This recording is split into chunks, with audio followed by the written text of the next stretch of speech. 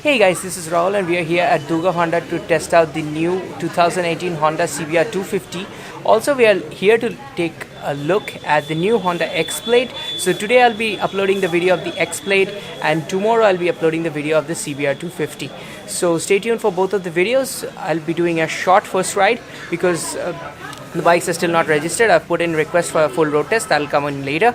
But these bikes are already ready for delivery. So if you're looking to buy any of these motorcycles or any other Honda motorcycle or scooter, do give a call on the number on screen and you'd be able to book these bikes. And most of the bikes are in stock, so you can get immediate delivery. And keep watching for the rest of the video.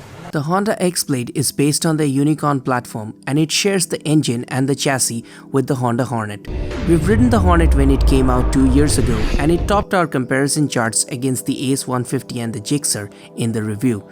The Hornet price has increased over the years and now it comes with even a single channel ABS on the top spec version.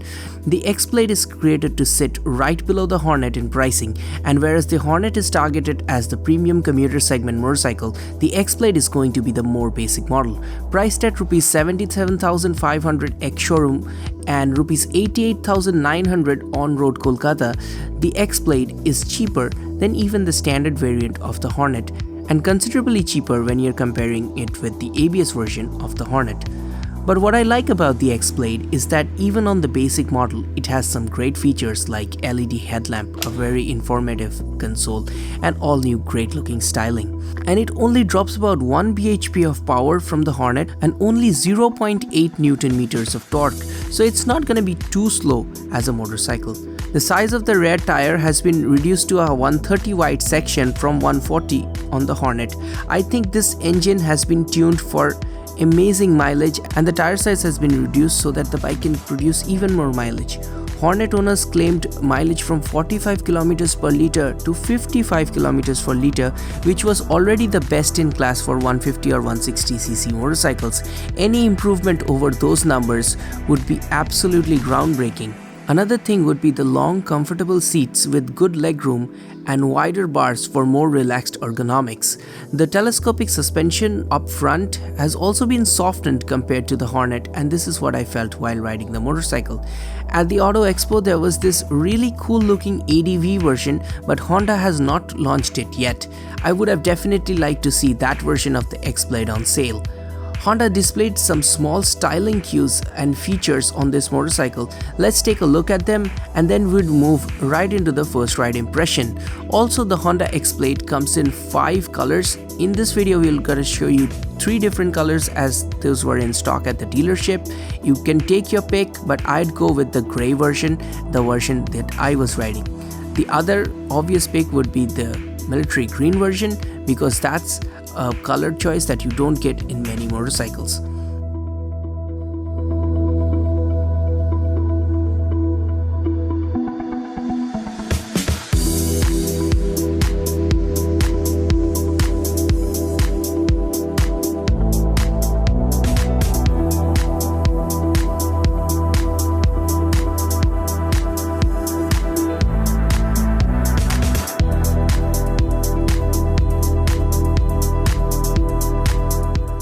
On board the new Honda Xblade. A lot of you guys wanted me to test this out, and you know our tests are like at least 100 kilometers for this kind of commuter bikes. If it's a performance bike, we'd like to do more, much more actually. Okay, the stand doesn't have an alarm. It was also an issue with the R15. On my bike, what happens is if you have the stand down, it automatically shuts down the engine. Yeah, the mirrors probably would need adjustments, and this is much like the Honda Hornet, feels very close to what the Honda Hornet used to feel like. About 14 bhp of power at 8,500 rpm and 14 Newton meters of torque as well at 6,000 rpm. So if you take a look at that, decent commuter bike sort of numbers, right? Does it have go? Now I'm going full throttle. Braking on this is not as strong as the Hornet. I remember I was riding the Hornet CBS, brakes were stronger than that. I think it's priced very close to the Hornet as well. So this is just a different version. It has thinner tires. I think the riding posture is a bit different because this feels like a taller seat height, kind of like this is Honda's budget version to an adventure tourer. So they've had kind of like a thinner tire at the rear, 130 section. I really like the 140s on the Hornet. The front is very light and it's kind of like wobbling around a little bit. It's like a commuter bike. Will be very easy to ride this bike within the city. Let's do a little bit of a U-turn. Now the thing is, this motorcycle currently has only TC number plates, so we cannot do a proper road test on it, but I do have a request from Honda, and I have told them that I want to review this bike properly, and that review is coming. Trust me, that review is coming. But for now, what I'd like to tell you is that it's a linear power delivery.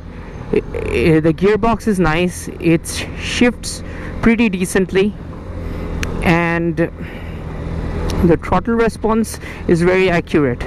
So if you turn it on and if you turn it down again, the input is very accurate, which is not there in all commuter bikes. I like that it is there on the Honda because this is not an F5 version, this is a carburetor version. At least the throttle response is accurate. It's not a ground-shattering power, but for city use, I think this will be a decent motorcycle.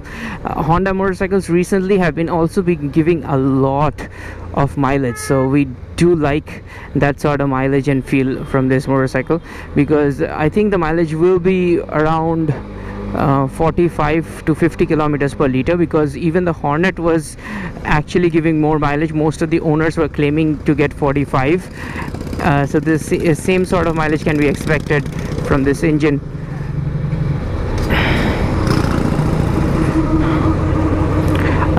They have done some styling changes to this bike, and the first thing is obviously the LED headlamps. So it's a big feature to have.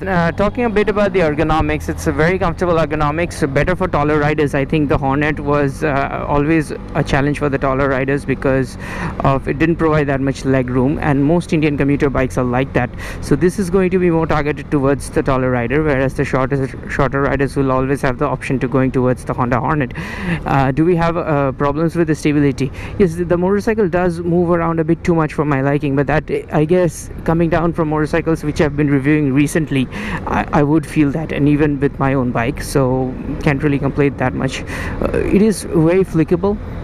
It is a very flickable bike, so I kind of like the flickability that this bike has to offer. It's gonna be one of the easiest bikes to filter in the traffic, and I do say that about with most motorcycles, but this is a dedicated commuter, something that is not meant to go on the highway.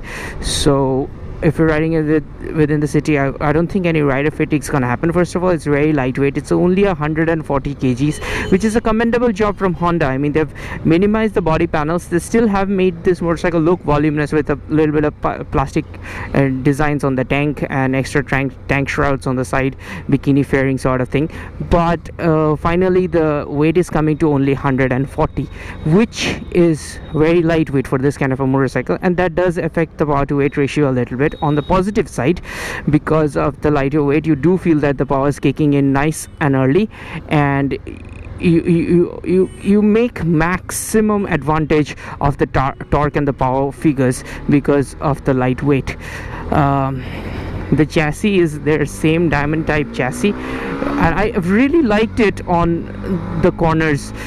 I think the front end feel is lacking on this motorcycle. Otherwise, this motorcycle, I would have loved to do corners with it, but obviously you're raising the motorcycle higher. I think it also has a more suspension travel. I'm not really sure, but I have to take a look at the suspension travel numbers, because I think on bad roads even this bike will feel better.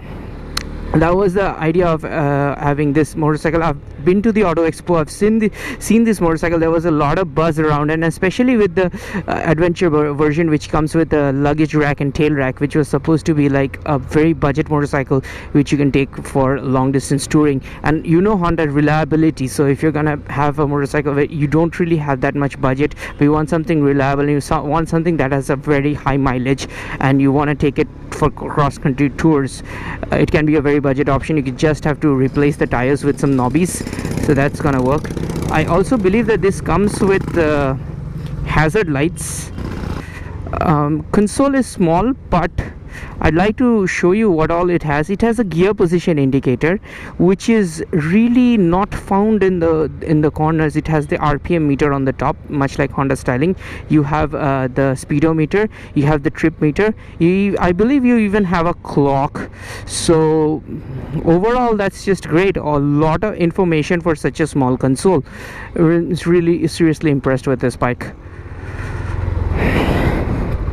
So that concludes the quick first ride impression. And again, one of the easiest bikes to turn in tightest of U-turn circles. It comes in 5 different color schemes. So that's the red over there, the Honda Xblade Red, and there's the green, a blue one, and a black one, which I'm riding right now. And there's also going to be a bunch of different colors. So what I'd like to tell you is that if you're finicky about colors, Honda's got you covered. We'd like to show you a few colors before we go away, so stay tuned for the full review when finally this motorcycle is registered, and we'll take it on a highway and a proper city ride spin and give you our full detailed impressions. Till then, it's goodbye, and do hit that subscribe button. Take out the CBR for a spin next, so that video is coming next, so probably tomorrow.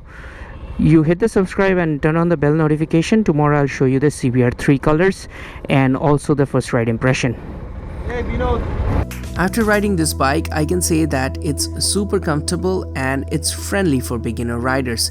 If you want sporty handling and a bit of highway rides, I would ask you to go for the Hornet with the ABS version, because that might come in handy in the highways. This motorcycle, however, does come with a nice plastic visor that's going to give you more wind protection if you do decide to take the Xblade to the highways. But as it doesn't have ABS, I'd still go with the Hornet for highway riders. However, if carrying more luggage onto the motorcycle and pillion riders is your primary target, then the Xblade makes a lot more sense. I give them extra points for putting in an LED headlamp in this pricing and the brand new console, which I absolutely love. The styling makes it look premium, and of course, you have Honda reliability to go for. Several of my friends who own Honda Hornet have not been complaining too much over the last 2 years of owning this motorcycle. So having the same engine and the chassis, we can also expect great long-term performance and reliability from the Honda Xblade. That's it for now, and do stay subscribed and watch my next video when I'm coming out with the CBR 250 first ride impressions.